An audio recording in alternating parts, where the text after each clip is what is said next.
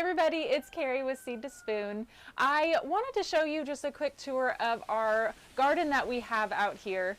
And we are in central Oklahoma in zone 7, and it is the middle of October. So I just wanted to show you a few things that you can be doing if you're around this area, or give some ideas, just some different ideas of things that you can do during the colder months. So we had some issues whenever we first started planting our fall garden with a lot of different ground pests. So we had our chickens coming in here. We also had a lot of like wild birds and then our cats.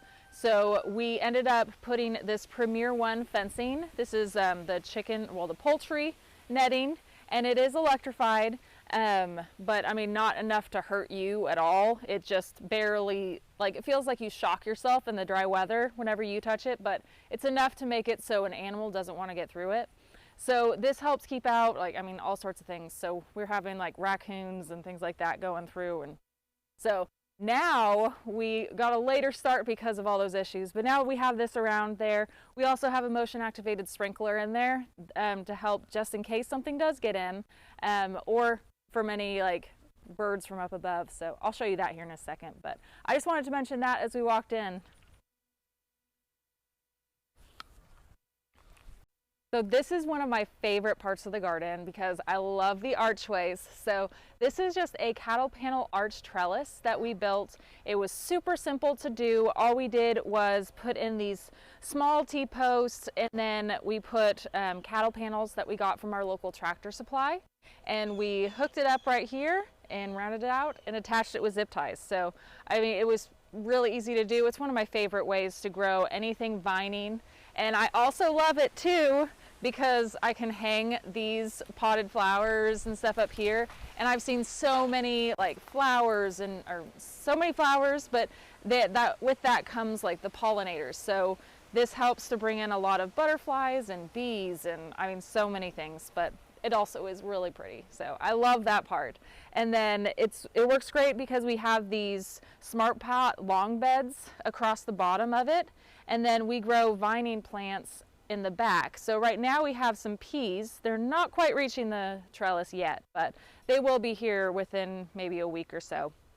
But we have some peas planted along the back of both sides here. And then in the front of the peas, we did some plants that go along really well with peas. So those include, I mean, we have different varieties of lettuce, kale, spinach. I think those were all that we planted over here. So we really just threw seeds down over here. We planted really dense, so that way when we come back through, we can start harvesting them when they're really young, use them almost like microgreens, and then just let a couple of them grow up and get bigger. I actually just recently made a video about making these trellises, so I will link to that down in the description below. I also have made videos about microgreens because this is something that we do a lot of, especially if we are starting to run out of some time before our first frost might hit. So it's a really good way to sneak in some plants if you are running late on your growing season. So I made some videos also for that, so check out that link down below. And then over here we have a bunch of our big bag bed smart pots. So first of all, right here is some garlic that we just planted.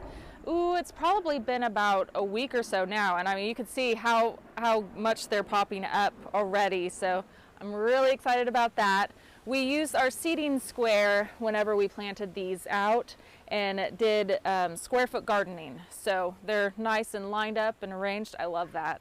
So it looks beautiful. And then I'll move this way. So over here we have a bed of a bunch of Swiss chard, which is one of my personal favorites. I love Swiss chard, and I mean, you can see how beautiful it is. That's why I love it so much, just because of how pretty it is. The kids love it too because they like how unique it looks. And once they get a little bit bigger, whenever you harvest them, you can use them as a wrap.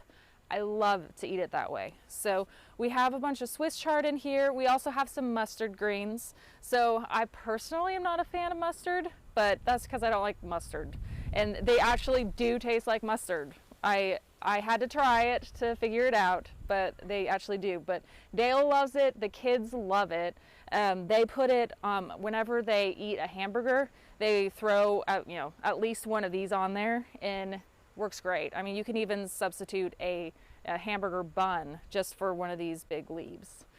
And then in the middle we have a cabbage.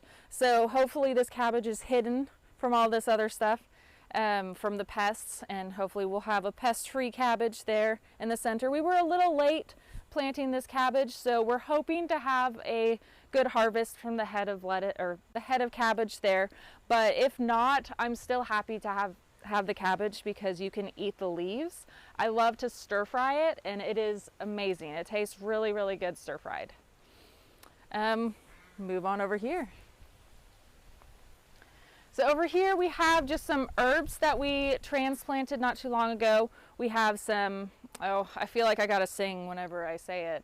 Parsley, sage, rosemary, and thyme. I always have to sing it if anybody knows that song. Or if you don't, you think I'm crazy right now, but that's fine. So I have all of that. And then what else did I have? There was one other one that didn't go in the song, oregano. So this is a bunch of herbs in here. And then again, we have a cabbage in the center too. So these herbs are amazing companion plants. So they are really good at deterring pests because of their strong smell that they give off. So it really helps to prevent pest issues. So hopefully this cabbage will be good and protected as well. So, okay, start back here. So over here, I just have several beds that we planted really, really dense. So these we're doing our beds of microgreens. Okay, sorry, we had to pause for a second because our goose was just going off like crazy. So he couldn't find his lady, so he found her. All is good on the farm again, so we're ready to go again. So like I was saying, these are our beds of, like, our way of doing outdoor microgreens. So we plant really dense. We have broccoli, kale, and then a mesclun mix over here too. And we just come through, I mean, they're actually getting really close to harvesting. We probably could harvest them anytime now. So whenever we come through, we'll just come through and chop it like this. We'll have small baby plants, and tastes really good at that age. And it's also really healthy. All of the nutrients are jammed into that little tiny baby leaf. So this is a really good, easy way to grow a lot of food and to be really healthy. I do want to take a moment and mention also, so you might be wondering what all of these things are around our smart pots that we have. So these are our PVC dome greenhouses. So these are common supplies that you can get from, I mean, really any hardware lumber store. So we just make a PVC pipe dome around here, and then whenever it gets too cold, we put some plastic sheeting. We actually have some right down here over top of it to help to protect these plants, and then we just clip them on with these clips, and then so that way we can help to extend our growing season, and hopefully we'll be able to harvest from all of these like through the winter. There are times that we've actually in the past had these hoop houses over top of it, and we've been harvesting in the snow. Like there's all snow around, and then we're in here like cutting some lettuce and spinach out. So I'm hoping we'll be able to do that again this year. It'd be amazing if we could. I actually made a video not too long ago that I'll link to in the description when we were actually making this one. So I went through and actually built it on the video. So check that out if you haven't already. So over here we have a bunch of our Smart Pot Big Bag Bed Juniors. So these are a 50 gallon. I don't think I mentioned that these ones over here were 100 gallon. So these ones are smaller than those, but they're still pretty good size, as you can see. And I feel like they are perfect for doing square foot gardening. So over here we have one of them of spinach that we did square foot gardening with, and then one of them of kale, and then one of them of lettuce. And whenever we came through and did it, actually I have my seeding square right here. So whenever we went through and did it, we just used the seeding square, makes it really easy to just go through, like if something is 16 per square foot, you just go through and drop in each one of these holes. If it's 9 per square, you do it over here. It just makes it really easy. So I used the seeding square whenever I planted all of these out. So something else that we're growing too is a lot of root crops. So they're great for the cool season. So over here in this big bag bed, I had half of it where I did some beets. They are just starting to come up. I see a couple of sprouts. So I have some beets over here, and then a really good companion to beets was lettuce. And so we have a square of lettuce and a square of lettuce over here, and then a cabbage in the middle right here. So we have kind of a mixture of a bunch of different things in here. And to figure out what to do, we used companion planting, and we looked in the app. So whenever we knew we wanted to plant some beets, we looked on beets under the friends section, and we're like, okay, so what's a good companion for beets? And we pulled up and we figured out that lettuce was really good and cabbage was also good. So all of them are really good friends to each other. So I have one more bed that is open that we haven't planted yet, but we are actually on the hunt for some elephant garlic. That's my favorite. And just some different varieties of garlic because we eat a lot of it and we want to make sure we have plenty of it. So I am very excited for that. So hopefully we'll be doing that soon. So if you saw anything today that you are interested in growing yourself, as I was planting out all of these gardens, I made videos at the time, so I can go through and find them all and link in the description too. But pretty much all of our recent videos have been like planting out all of this stuff and talking all about it.